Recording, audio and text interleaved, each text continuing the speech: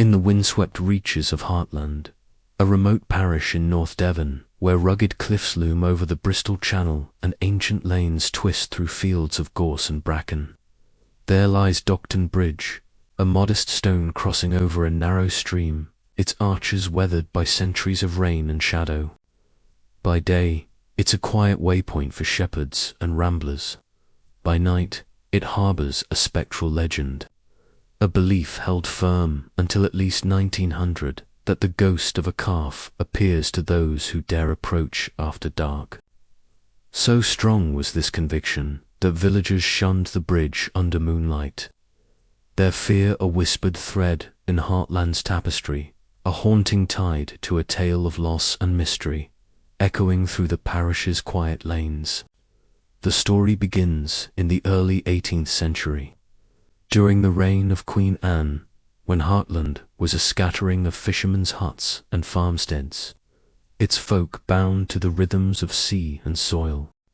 In 1712, the Tremaine family, yeomen of modest means, worked a small holding near the bridge, their lives tethered to a herd of cattle that grazed the moorland slopes. Among their stock was a prized calf, a sturdy creature with a coat of creamy white, born in the spring under a waxing moon, a symbol of hope for the struggling family. Agnes Tremaine, a widow of 40 winters, doted on the calf, her 3 sons, William, Nathaniel, and young Josiah, tending it with care, their hands gentle as they fed it by the stream that flowed beneath the bridge. On a stormy October night, tragedy struck. A sudden flood swelled the stream, its waters roaring over the banks as rain lashed Dartmoor. The calf, penned near the bridge, broke free in the chaos, its bleats lost to the wind as it stumbled into the torrent. William, the eldest at 22, raced to save it, plunging into the icy current, his brothers shouting from the bank as he grappled with the calf, its hooves thrashing in panic. The flood overwhelmed them both. William's grip faltered, and the waters swept them downstream, their bodies found tangled in a willow a mile away at dawn. Agnes buried her son in St. Nectan's churchyard, the calf beside him in an unmarked patch, her wails echoing through Hartland as she mourned the loss of her boy and their hope, the flood a cruel thief in the night. Within months, whispers of a haunting stirred near Docton Bridge.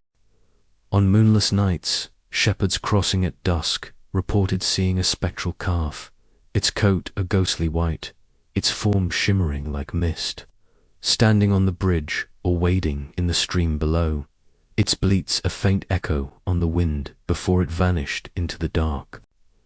By 1713, the sightings grew frequent.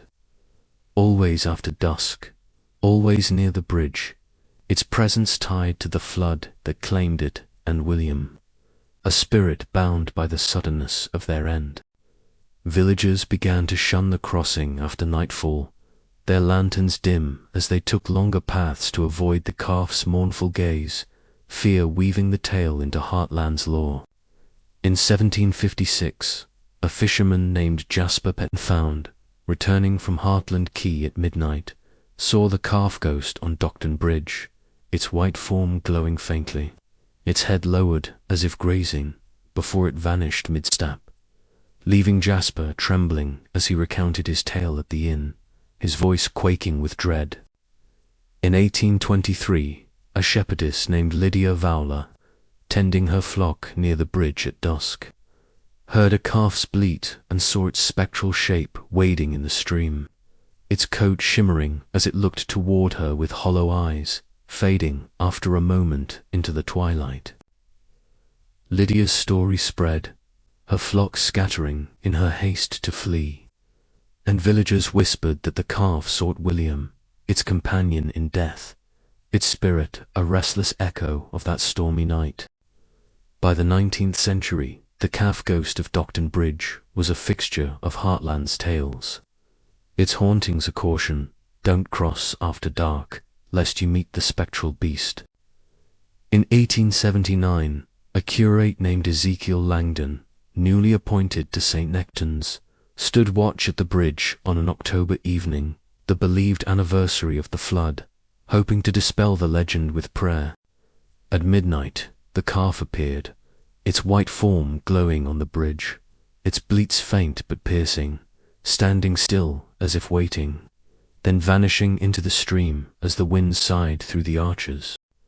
Ezekiel, his courage faltering, felt a chill settle into his bones, his journal noting only, "A lost soul seeks its keeper," the prayers unanswered as the haunting endured.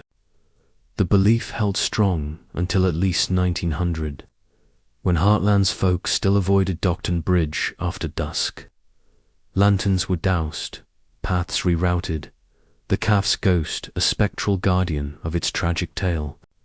In 1895, a farmer named Gideon Fowler, hauling wool to market at twilight, saw the calf near the stream, its white coat shimmering, its form wading silently before fading after a minute, his cart abandoned in his haste to flee.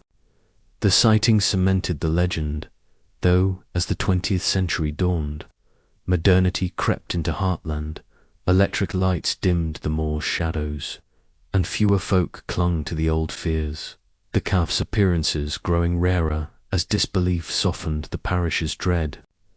In 1953, a local historian named Constance Bickle, researching Hartland folklore, camped near the bridge on an October night.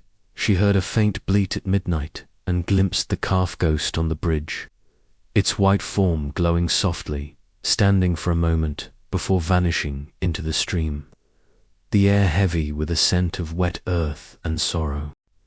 Constance's account, shared in a North Devon journal, stirred curiosity. Though few saw the calf thereafter, perhaps its spirit had faded with time, or perhaps it lingered unseen, waiting for those attuned to the past.